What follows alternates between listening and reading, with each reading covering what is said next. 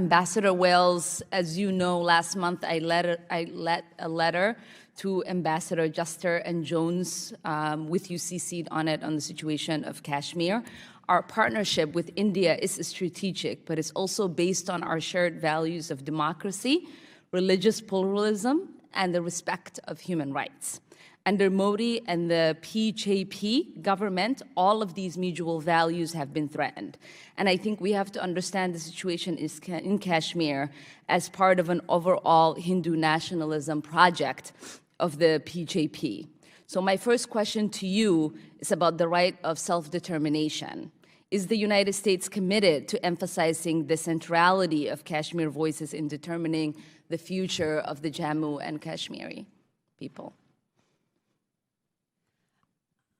I would disagree with the characterization that we don't have a values-based relationship with the government of Prime Minister Modi. And I would just underscore that Prime Minister Modi came in a consecutive term. He achieved a majority vote in a very diverse we can agree to disagree on that. I just would like to understand if we are going to centralize the voices of the Kashmiri and But just to provide context, I mean, the actions he took were approved in Parliament, including by members of the opposition. The Supreme Court is reviewing that decision. The High Court is reviewing habeas corpus petitions. The institutions of India's democracy are working. We absolutely believe that Kashmiri's voice needs to be heard, that in any restoration, when there is restoration of a of an assembly, when there are state assembly elections, that's the way for Kashmiris to be able to register their views, also in peaceful assembly. And so I think the concern over the restrictions on movement and what we've seen over the last 78 days is that ability to protest peacefully has been difficult for Kashmiris to exercise. Yeah. I mean, and the part of the reason I asked and the part of the reason I emphasize the context of the larger BJP project is because I think the situation in Assam is as bad as Kashmir, if not worse.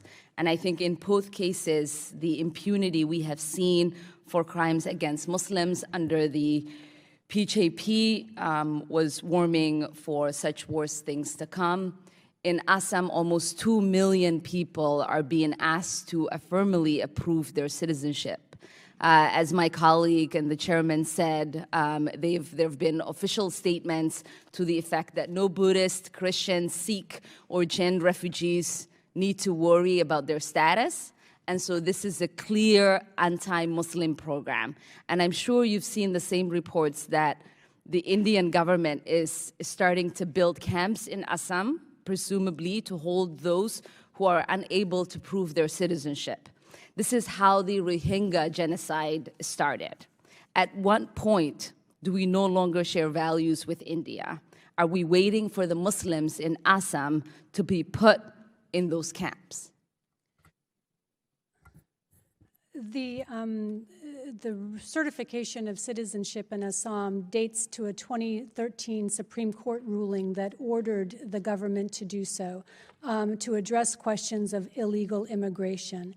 The process, which continues to unfold and continues to be challenged in the court, it now has 1.9 million people who have not been certified. And that includes both Muslims and Hindus.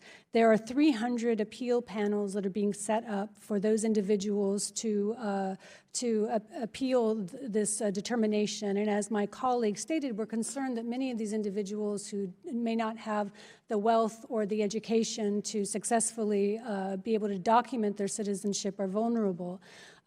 We will continue to watch this very closely, but I would stress that the appeal process is still open. The judicial process is still working in India. And as a democracy, we respect other democracies' abilities to self-police and self-regulate. And so this process is underway. Our voices have been heard. Your voice is going to be heard. Obviously, there's international attention focused on this national citizenship registration. Processes of legalities can take place under the justification of security and the such. The fact that there are public statements of having only Muslims prove their citizenship should be extremely alarming, and an excuse that we don't police other democracies is not one that should be acceptable to this committee or acceptable to the American people. We have to raise our voice of concern. We do that in many situations. There should not be an exception in this situation. Thank you, and I yield back.